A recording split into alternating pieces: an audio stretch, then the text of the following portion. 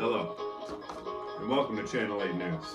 Now, I've been running for about 9 years, and in those 9 years, I've built up a lot of endurance. However, I've also had my fair share of injuries.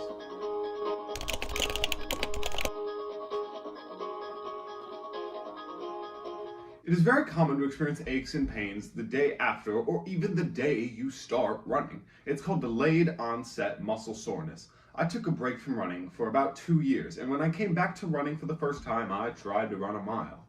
I got a little over a quarter of the way there before I was on the ground waiting for my chest to stop hurting. I was literally running and my chest hurt so bad, I was like, I gotta stop, I can't keep going. And I just went to a knee and I was on the ground like, oh my God, just, help me. And then I just got up and walked home. It was pretty sad. Anyway.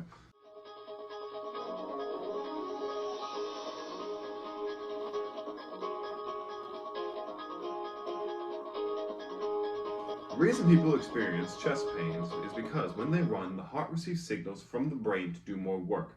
The heart beats harder to pump more blood to fuel the body. Your muscles need oxygen to recover while working out. So when you're running, you feel that pain in your chest. That means you are overworking yourself and you need to slow your pace down so your body can recover while you run. Alright, who gave him that script? Larry? Larry? I swear to God, Larry. There wasn't a funny joke in there. I almost offed myself watching that. Whatever, just keep it going.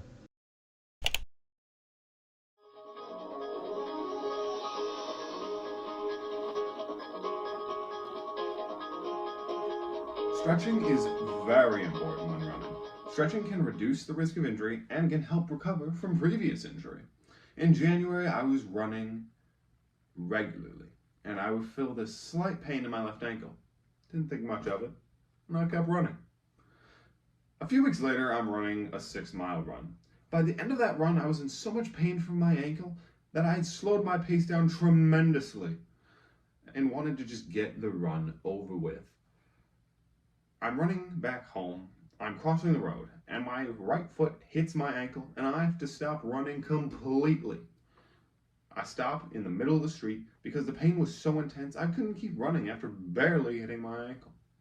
Then my friend showed me the stretch you do where you place your foot against a wall and lean forward until you feel a stretch in your lower leg. This will stretch your calf and the muscles in your ankle.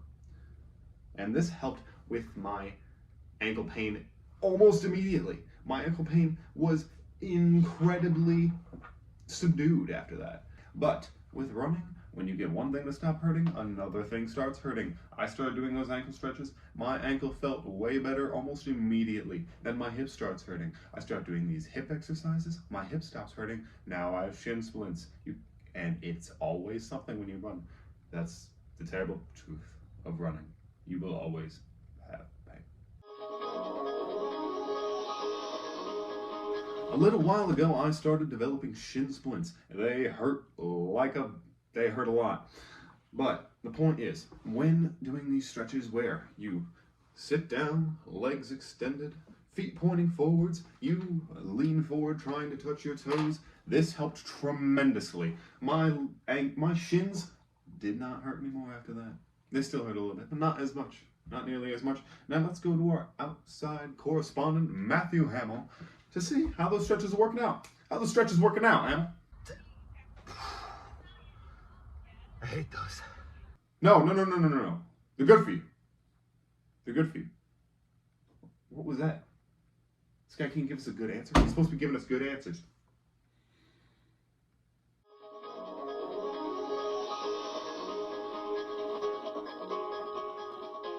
Now, I interviewed behavioral and clinical psychologist Jason Hamill earlier today to see his thoughts on running. Let's go to that interview right now. Please state your name and occupation for the camera.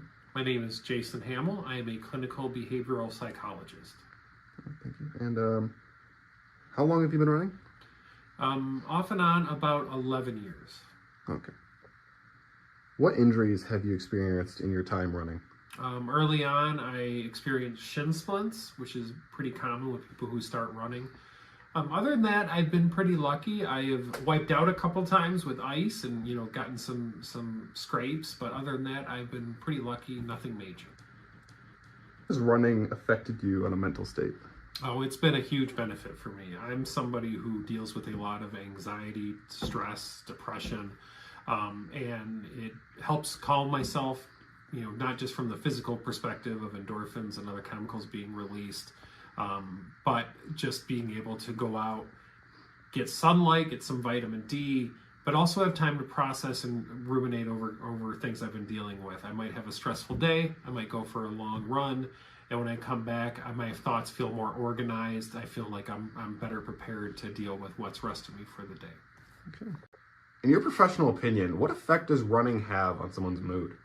It can have a huge impact. It can help, similar to how psychotropic medication might help. Sometimes it can be more helpful, sometimes not. But it can be just as helpful to target anxiety, depression, stress, and just increase overall mood and happiness by the chemicals it releases.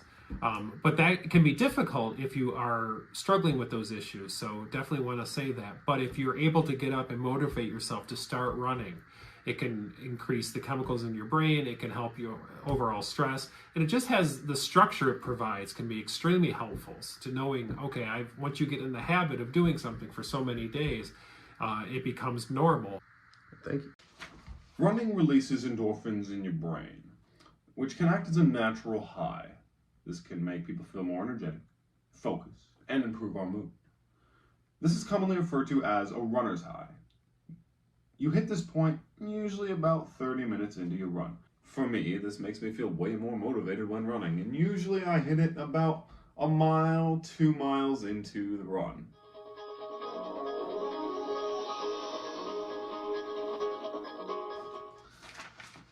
Listening to music when you run can improve your motivation, increasing your stamina, and putting you in a better overall mood. Music can get you through those tough moments in a run where you feel like falling on your face. You feel like there's nothing left. Why am I even running at this point? Well, you get that beat in your head. You get that feeling like, all right, I can do this. I can do this. I can do this. And then you just power through. You keep going. You do one foot in front of the other. That's all you got to think. You don't have time to think. You just have time to do. You run until you collapse. Usually that doesn't happen. I've only collapsed twice. If you're running to improve mental health, you should probably be running every other day. Running 4 miles a day, 5 days a week. Wait, what? Will help build endurance. How do I do that? This is incredibly helpful. Wait, what the f***? Whoa, Matt. I know your uncle owns the station, and that's the only reason you have a job, but good God, we have standards here, kid. You know what, I don't know about this kid.